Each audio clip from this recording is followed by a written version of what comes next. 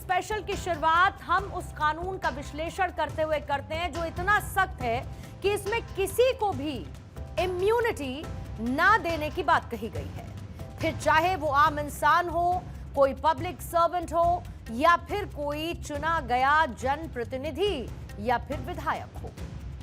POCSO act यानी कि protection of children from sexual offences, और यह कानून इस बात की गारंटी देता है कि बच्चों और नाबालिगों के यौन शोषण से संबंधित अपराधों में किसी भी तरीके की कोई नरमी न बरती जाए, जिससे आरोपी कानून में मौजूद किसी भी लूप होल का फायदा उठाते हुए बच निकले। लेकिन साल 2017 में हुए उन्नाव रेप केस मामले में इसी पॉक्सो एक्ट की धारा 5 सबसेक्शन सी को लेकर वो विवाद उठा जिसके चलते ही पूर्व विधायक कुलदीप सिंह सेंगर को राहत मिली थी। पहले आप ये समझ लीजिए कि आखिर क्यों इस धारा के चलते दिल्ली हाईकोर्ट ने कुलदीप सेंगर को राहत दे दी थी। दिल्ली हाईकोर्ट ने 23 दिसंबर 2025 में प्राइमा फेसी ये कहा कि पॉक्सो एक्ट की धारा 5C में पब्लिक सर्वेंट की परिभाषा आईपीसी की धारा 21 से ली जाती है, जिसमें एमएलए शामिल नहीं है, जिसके बाद दिल्ली हाईकोर्ट ने सेंगर की सजा को सस्पेंड करते हुए जमानत दी। हालांकि इसको लेकर सुप्रीम कोर्ट में जब सुनवाई हुई, उस दौरान सीजेआई सूर्यकांत ने कहा कि अगर हाईकोर्ट की व्याख्या सही है तो एक पटवारी या तहसीलदार पॉक्सो के तहत लोक सेवक होगा, लेकिन एक विधायक नहीं। इस पर विचार करने की आवश्यकता है। दरअसल पॉक्सो एक्ट पब्लिक सर्वेंट पर ज्यादा सख्त सजा देता है और इसी की व्याख्या करने का या फिर यूं कहूं कि डिटेल्ड एनालिसिस का आदेश सुप्रीम कोर्ट की तरफ से दिया गया, जिससे यह पता चलेगा कि क्या कोई विधायक पब्लिक सर्वेंट होने के दायरे में आता है या फिर नहीं। सुप्रीम कोर्ट ने उन्नाव रेप के दोषी कुलदीप सिंह सेंगर को झटका देते हुए जमानत देने के दिल्ली हाई कोर्ट के आदेश पर तो अंतरिम रोक लगाई है, लेकिन इसके साथ ही सुप्रीम कोर्ट में एक संवैधानिक और कानूनी प्रश्न खड़ा हो गया है कि क्या एक विधायक पॉस्को एक्ट की धारा 5 के तहत पब्लिक सर्वेंट की कैटेगरी में रखा जा सकता है या नहीं। दरअसल इस पूरे मामले में सेंगर को दिल्ली हाई कोर्ट ने यह कहते हुए जमानत दी थी कि एक विधायक पॉस्को एक्ट की धारा 5 के तहत पब्लिक सर्वेंट की कैटेगरी में नहीं रखा जा सकता। लेकिन अब सीजेआई सूर्यकांत की अध्यक्षता वाली 3 जजों की पीठ ने अपने आज के आदेश में कहा है कि एक पटवारी या फिर तहसीलदार पब्लिक सर्वेंट की कैटेगरी में रखा जा सकता है, लेकिन एक विधायक नहीं।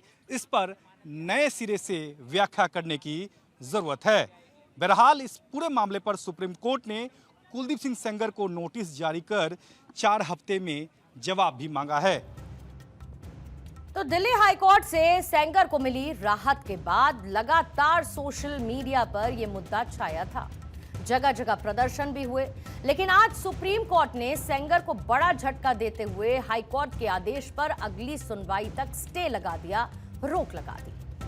आज सीजेआई सूर्यकांत ने इस मामले में जो टिप्पणी की उसे हर किसी को जानना चाहिए, क्योंकि खुद सीजेआई ने इस बात को माना है कि इस मामले में मौजूद हाईकोर्ट के जज सबसे बेहतरीन जजेस में से हैं।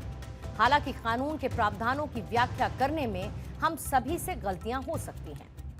Chief justice of India Suryakant ने यह भी कहा कि ऐसा कैसे हो सकता है कि पॉक्सो कानून के तहत एक पुलिस कांस्टेबल को लोक सेवक माना जाए, लेकिन किसी निर्वाचित जनप्रतिनिधि जैसे विधायक या सांसद को इस दायरे से बाहर कर दिया जाए। अदालत को यह असमानता परेशान कर रही है। सुप्रीम कोर्ट ने हाई कोर्ट के आदेश के खिलाफ सीबीआई की अपील पर सेंगर को नोटिस भी जारी किया। सीबीआई ने दिल्ली हाई कोर्ट के फैसले पर सुप्रीम कोर्ट में याचिका दायर की थी, जिसमें सीबीआई ने इस बात को कहा था कि दिल्ली हाई कोर्ट ने पॉक्सो कानून के मर्म को नहीं समझा, पीड़िता की सुरक्षा के खतरे का ख्याल नहीं रखा गया। सीबीआई ने कोर्ट में कहा कि सेंगर को रिहा किया जाता है तो ये पीड़ित की सुरक्षा के लिए सबसे बड़ा खतरा होगा। सेंगर प्रभावशाली व्यक्ति है जिसके पास धन और बाहुबल दोनों है। हमारे साथ बातचीत करने के लिए मौजूद हैं पीड़िता के वकील हैं हेमंत मौर्य जी। सर, एक बात बेहद अहम है कि हाईकोर्ट ने जो पब्लिक सर्वेंट की जो डेफिनेशन तय की थी, उसको लेकर आज सीजीआई ने सीबीआई से क्या सवाल किया? बिल्कुल, जो आज कोर्ट का बहस था वो पूरा का पूरा इस पॉइंट पे था, मतलब ज़्यादा बहस ये इंक्लाइन था इस चीज़ पे कि पब्लिक सर्वेंट का डिफिनीशन क्या होता है। जिस चीज़ का मतलब डिफेंस काउंसिल ने बहुत होशियारी से फ़ायदा उठा लिया था इस लूप होल को, ऑनरेबल कोर्ट ने ये क्लियर किया कि उसको ब्रॉडर सेंस पे देखने की ज़रूरत है और आने वाले समय में ये उम्मीद है, लग रहा है कि उस डिफिनीशन को चेंज भी किया जा सकता है और पूरे देश के लिए कानून में बदलाव भी हो सकता है पब्लिक सर्वेंट के डिफिनीशन को लेके, जिससे देश की तमाम बेटियों को न्याय मिलेगा। तो आज हाईकोर्ट के जो ऑर्डर पे स्टे किया है सुप्रीम कोर्ट ने, तो क्या कुछ ग्राउंड दिया सुप्रीम कोर्ट ने उसके पीछे? देखिए, अभी तो स्टे कर दिया इंटरिम रिलीफ के तौर पे और 4 वीक का टाइम मिला डिफेंस काउंसिल को अपना काउंटर फाइल करने के लिए। तो अगर सुनवाई की अगर बात की जाए तो इस पूरे मामले को लेकर आपको क्या लगता है, अब आगे क्या कुछ तस्वीर साफ होगी? क्योंकि कोर्ट ने पब्लिक सर्वेंट को ब्रॉडली की बात कही है। बिल्कुल, काउंटर एफिडेविट अभी फाइल होने दीजिए। जो कानूनी दाव पेच हैं वो सीबीआई भी अच्छे तरीके से कोर्ट में रख पा रही है। हम लोग प्राइवेट काउंसिल के तौर पे एनालिसिस कर रहे हैं, हम लोग उनके सपोर्ट में हैं। तो दिल्ली हाईकोर्ट ने जहां पर सेंगर की सजा को सस्पेंड और जमानत देने का ग्राउंड ये बताया कि वो जेल में करीब 8 साल से ज्यादा का समय बिता चुके हैं। उनके खिलाफ लंबे समय से केस चल रहा है और हिरासत में भी लंबे वक्त तक रहना पड़ा था कुलदीप सेंगर को। लेकिन असल पेंच जो फंसा था वो था धारा 5 सेक्शन सी, और ऐसे में ये धारा क्या है ये भी आपको जानना चाहिए। धारा 5C उन स्थितियों को बताती है जिसमें पेनिट्रेटिव सेक्सुअल असॉल्ट को एग्रीवेटेड यानी कि बेहद गंभीर माना जाता है। ऐसे मामलों में सजा सख्त होती है जो कि न्यूनतम यानी मिनिमम 20 साल से लेकर आजीवन कारावास तक की होती है। लेकिन यह धारा खास तौर से यह भी कहती है कि अगर रेप करने वाला शख्स पब्लिक सर्वेंट है तो यह अपराध अपने आप में एग्रीवेटेड पेनिट्रेटिव सेक्सुअल असॉल्ट की कैटेगरी में आएगा, इसे माना जाएगा। और इसी को बेस मानते हुए हाईकोर्ट ने सेंगर की सजा को सस्पेंड भी किया था और जमानत भी दे दी थी। लेकिन सुप्रीम कोर्ट ने इस मामले को गंभीर माना और इस फैसले पर अगली सुनवाई तक के लिए रोक लगा दी है। उन्नाव रेप कांड लगातार सुर्खियों में भी रहा और इस मामले में कई बार पुलिस कार्रवाई भी सवालों के घेरे में आई। और कितनी ये संगीन भी रही उन्नाव रेप केस की पूरी टाइमलाइन पहले आप ये जान लीजिए। साल 2017 तारीख 4 जून, नाबालिग पीड़ित ने आरोप लगाया कि कुलदीप सिंह सेंगर ने नौकरी दिलाने के बहाने अपने आवास पर बुलाकर उसके साथ रेप किया। 11 जून 2017 को शिकायत के कुछ ही दिन बाद जब पीड़िता संदिग्ध परिस्थितियों में लापता हो गई, बाद में वो औरैया जिले में मिली।